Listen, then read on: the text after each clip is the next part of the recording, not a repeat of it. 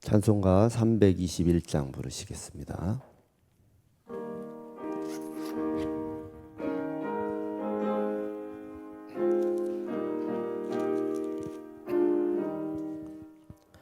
날 대속하신 예수께 내 생명 모두 드리니 늘 진실하게 하소서. 내 구주 예수여, 나 구주 위에 살리라. 내 기쁨 한량 없으리. 내 갈 길 인도하소서. 내 구주 예수여, 날 구원하신 예수를 일평생 의지하오니 날 영접하여 주소서. 내 구주 예수여, 나 구주 위에 살리라. 내 기쁨 한량 없으리. 내 갈 길 인도하소서. 내 구주 예수여, 주 십자가에 달리사 날 자유하게 했으니 내 몸과 마음을 주 위에 다스게 하소서. 나 구주 위에 살리라. 내 기쁨 한량 없으리. 내 갈 길 인도하소서. 내 구주 예수여.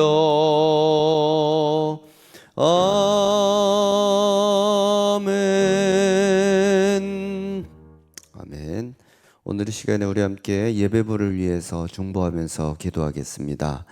예배를 돕고 섬기는 예배부원들의 마음이 성전을 섬기던 레위인 같게 하셔서 전심을 다하여 예배를 준비하고 섬길 수 있도록 인도하여 주옵소서. 기도해 주시고, 또 예배부원들의 손길을 축복하셔서 손대는 곳, 걸음이 닿는 모든 곳 가운데 하나님의 은혜가 있게 하시고, 또 날마다 영적으로 온전히 세워질 수 있도록 성령께서 주관하여 주시옵소서. 우리 함께 중보하며 기도하겠습니다. 은혜와 사랑이 풍성하신 아버지 하나님, 예배를 돕고 섬기는 예배원들을 위하여서 하나님 중보하며 기도합니다. 하나님, 그들의 마음이 성전을 섬기는 레위인 같게 하셔서 전심을 다해 예배를 준비하고 섬길 수 있도록 인도하시고 축복하여 주시기를 소망합니다. 그 심령 가운데 하나님을 경외하는 마음, 하나님을 사랑하는 마음이 충만히 차고도 넘치게 하시고, 하나님 눈에 보이는, 사람이 눈에 보이는 것들 뿐만 아니라 하나님 보시기에 아름다운 예배의 준비가 될 수 있도록 하나님 붙드시고 인도하여 주시기를 소망합니다. 하나님, 그들이 손대는 모든 곳마다 하나님의 은혜가 충만하게 임재하기를 소망합니다. 그들이 임하는 그 모든 곳마다 하나님의 역사하심과 축복하심이 있기를 소망합니다.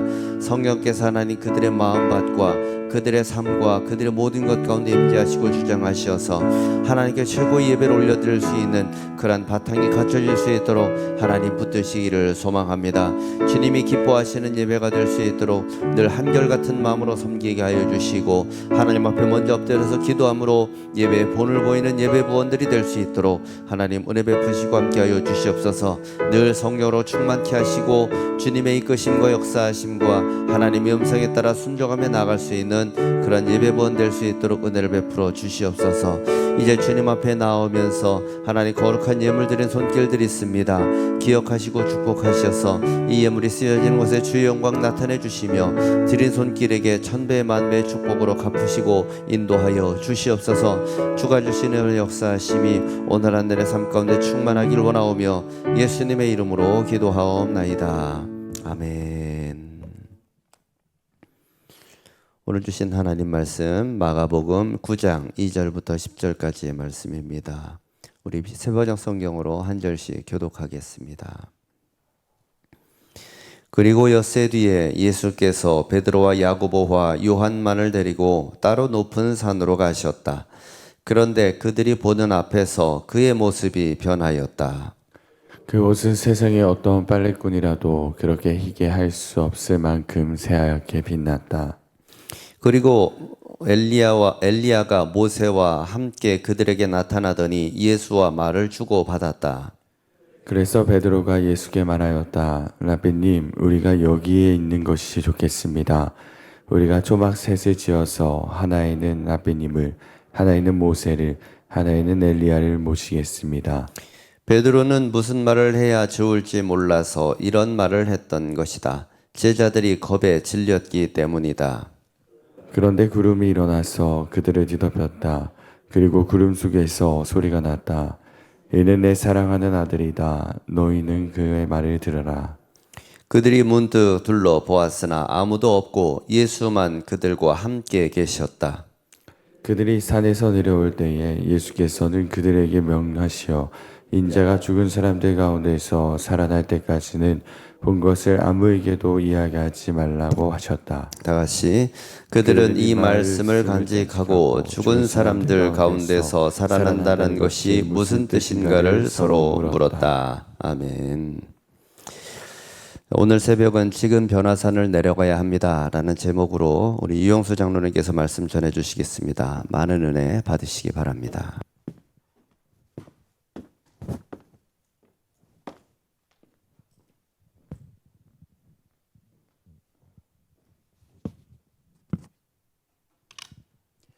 할렐루야. 평신도 주간을 맞이하여 묵상한 말씀을 나누게 됨을 감사드립니다. 오늘 나눌 말씀은 마가복음 9장 2절부터 10절 말씀입니다.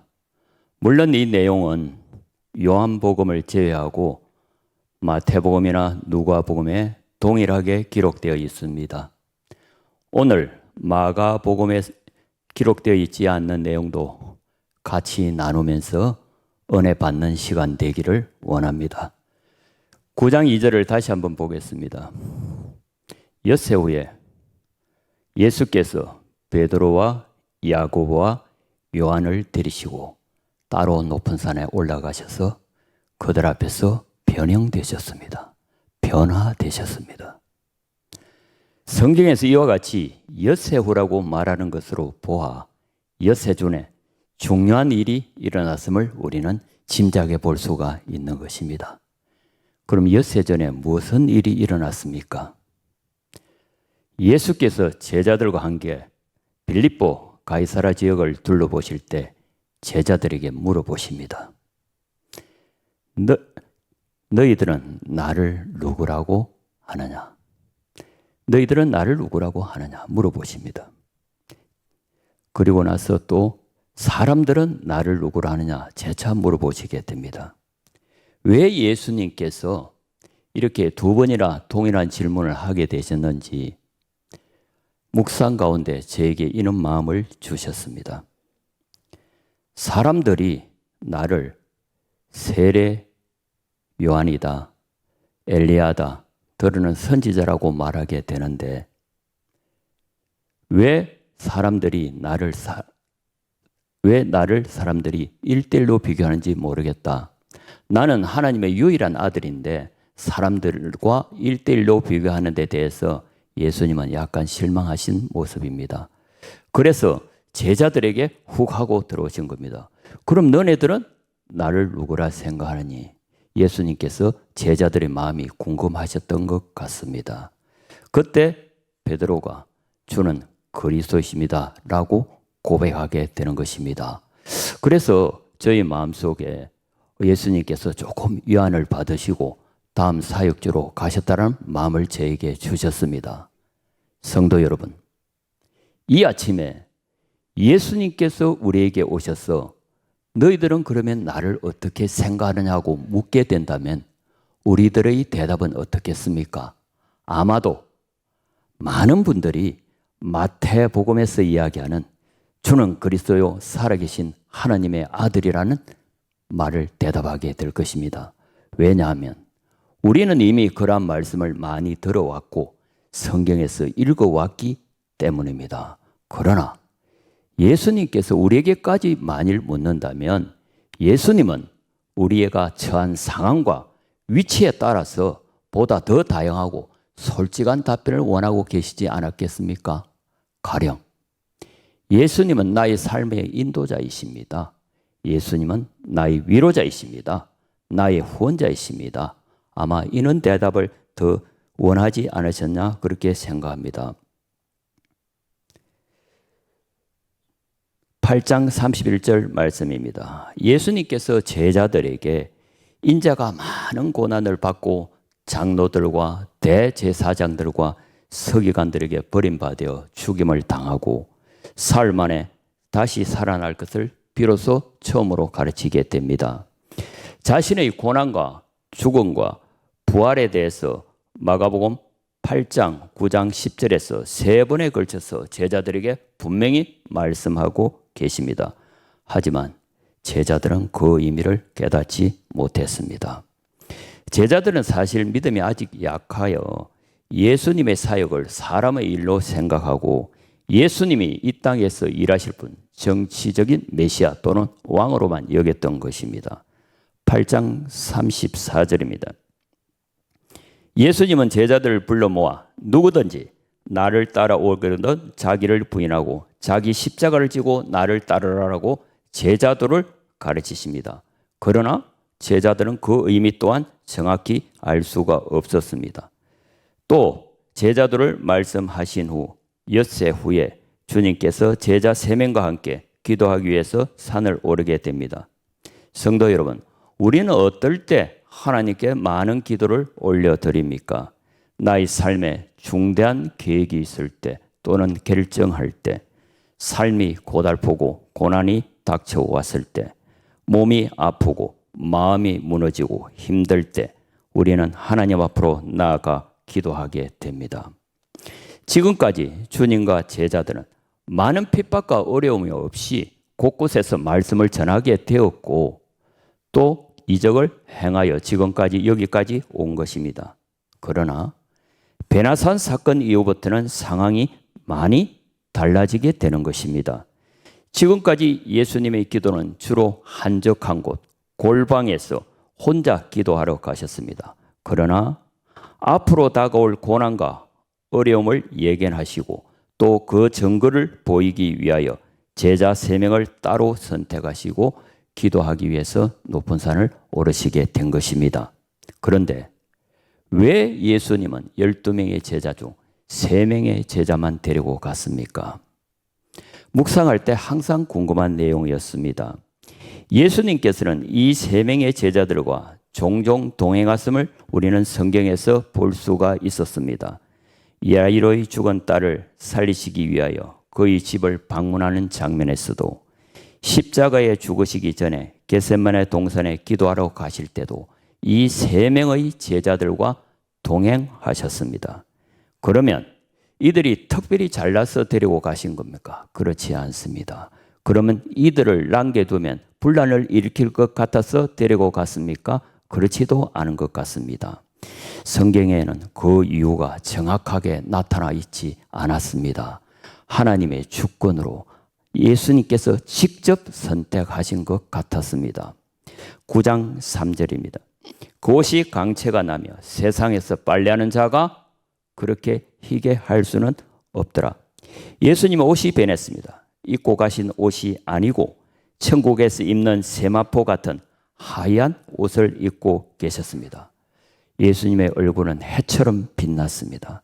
세상에서 빨래하는 자가 아무리 표백제를 사용하더라도 그렇게 화학적으로 희게 만들 수는 없었습니다. 인간 예수로 우리와 같이 산에 올라오셨는데 지금은 하나님 나라 예수의 모습으로 변해 있는 것입니다. 9장 4절입니다. 엘리야가 모세와 함께 그들에게 나타나 예수와 더불어 말씀을 나누고 계셨습니다. 대화의 내용은 곧 예루살렘으로 돌아가서 십자가에 못 박혀 죽을 일에 관해서 말하고 있었습니다. 이 순간 제자들은 그럼 과연 무엇을 하고 있었습니까? 아마 잠깐 졸고 있었을 것입니다. 졸다가 일어나 보니 예수님의 모습이 변화되신 것입니다.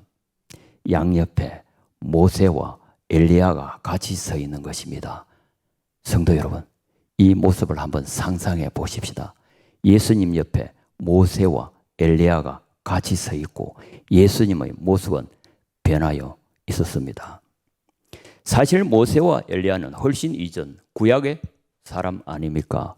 어떻게 제자들이 엘리야와 모세의 모습을 보고 모세다 엘리야다 알았겠습니까? 역시 이 또한 성경에는 기록되어 있지 않았습니다. 매우 초현실적인 모습이 제자들 앞에 펼쳐진 것입니다. 그 놀라운 광경을 보고 제자들은 갑자기 혼돈에 빠진 것이었습니다. 그런데 모세와 엘리야는 왜 갑자기 등장했습니까? 모세는 누굽니까? 구약의 율법의 대표자 아닙니까? 그럼 엘리야는 누굽니까? 선지자의 대표 아닙니까? 모세와 엘리야는 둘 다 시내산에서 하나님의 임재를 경험한 사람들입니다. 수많은 구약의 인물 중에 율법의 대표 모세와 선지자의 대표 엘리야가 나타나면 중요한 메시지를 던져주고 있습니다. 모세와 엘리야의 등장은 모세의 법과 엘리야의 예언이 즉 구약 전체가 현재 예수님 앞에 나타나 있는 것입니다. 사실 이스라엘 백성에게 모세는 율법으로 엘리야는 수많은 예언 등 말로서 구원을 이루지 못하였으므로 예수님의 십자가 부활만이 구원의 완성을 이룰 수 있다는 것을 보여주고 있는 것입니다. 예수님이 율법의 완성자이며 예언의 성취자인 메시아임을 나타내고 있는 것입니다. 베나산 사건은 그 세 명의 제자에게 이것을 보여줌으로써 목격자, 증거자로 남기고자 데리고 올라가신 것입니다. 우리의 신앙도 예수님 중심이 되어야 합니다. 예수님이 중심이 되는 신앙은 하나님으로부터 기쁨과 생명을 공급받습니다. 성도 여러분, 우리가 예배하고 기도하고 말씀을 묵상하지만 진정 일상의 삶 속에서 예수님이 중심이 되어 있습니까? 교회에서 여러 많은 사역과 섬김을 감당하지만 진정 그 중심에 예수님이 계십니까? 우리 스스로가 묵상해보는 이 아침이 되기를 원합니다.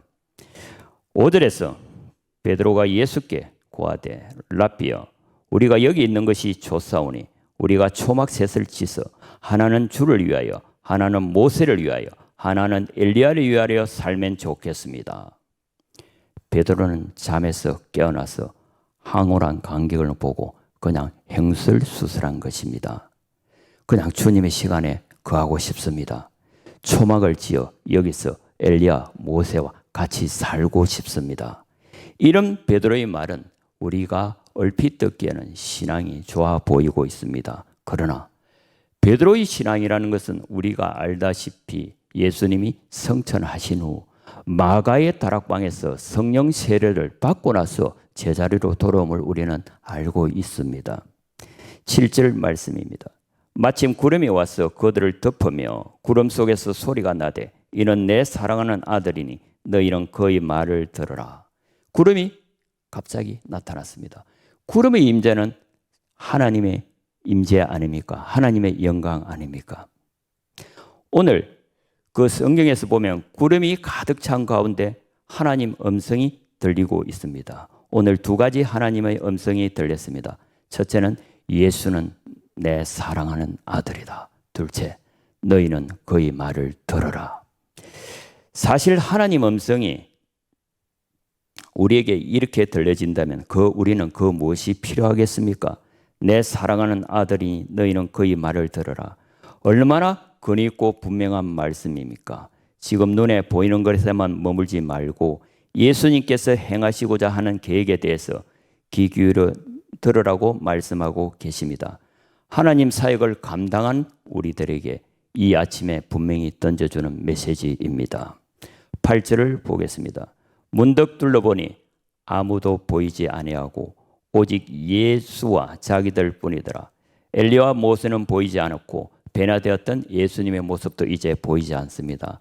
산을 올 때 예수님의 그 모습과 우리들만 덩그러니 남아있는 것입니다. 이제 한상에서 깨어나 일상으로 돌아온 모습입니다. 9절 10절입니다. 그들이 산에서 내려올 때 예수께서 경고하시되 인자가 죽은 자 가운데서 살아날 때까지 본 것을 아무에게도 이르지 말라 하셨다. 그들이 이 말씀을 마음에 두며 서로 문의하듯 죽은 자 가운데서 살아나는 것이 무엇일까 하고 십자가 사건만으로는 완성된 구원을 이룰 수 없습니다. 따라서 구원의 완성인 부활할 때까지 아무 말도 하지 말라고 제자들에게 경고하고 있습니다. 사실 제자들은 부활의 뜻이 무엇인지도 알지 못했을 것 같습니다. 영적으로 무지한 제자들과 예수님이 동역하고 있는 모습을 바라봅니다. 우리는 예수님의 인내와 인격을 이 시간 바라봅니다. 나의 사랑하는 아들, 딸들아, 너희들도 높은 산에 올라가서 산 안에 우리가 사는 모습을 한번 바라다 보아라. 돈, 권력, 명예, 건강이 있든 없든 모두가 구별되지 않는 하나의 희미한 점으로 보이질 뿐이다. 그 가운데 나의 모습이 너희에게 들어있을 텐데 그것을 조금씩 키워가면 어떻겠니? 비록 그것이 오염되고 타락되고 변색되고 재성이 남아있을지라도 변하지 않는 하나님의 모습이 누구에나 다 있을 것이다. 그리고 산 위에서 우리끼리 치여 있지 말고 산 아래로 내려가 보자. 그곳에 고난이 기다리더라도 나와 함께 나아가면 승리하지 않겠니? 주님의 속삭임이 오늘 이 아침 우리에게 음성으로 들려지기를 소망해 봅니다. 여기서 잠시 산 아래의 모습을 바라보겠습니다. 9장 17절 귀신 들린 아이를 데려와 살려달라는 아버지의 절규. 10장 37절 세베대의 아들 야고보와 요한이 예수님께 자리 청탁하는 모습. 이것이 바로 우리가 살고 있는 현재의 모습입니다. 지금 세상은 온통 피 없는 전쟁입니다. 사랑도, 입시도, 취업도, 건강도, 삶도 전쟁입니다. 우리의 삶이 모두 그와 같지 않습니까? 제자들은 이 지긋지긋한 모습을 잊고 그 베나산 위에서 예수님과 영원히 살고 싶었던 것입니다. 주님의 시간에 영원히 머무르고 싶었던 것입니다.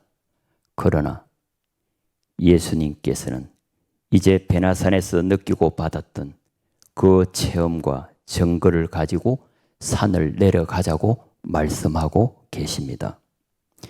성도 여러분, 우리도 교회 안에서 받은 성령 충만함을 갖고 여기서만 머무르는 것이 아닙니다. 우리들끼리만 교제하고 기뻐할 것이 아닙니다. 눈에 보이는 영광에만 눈이 머물러서는 안 됩니다.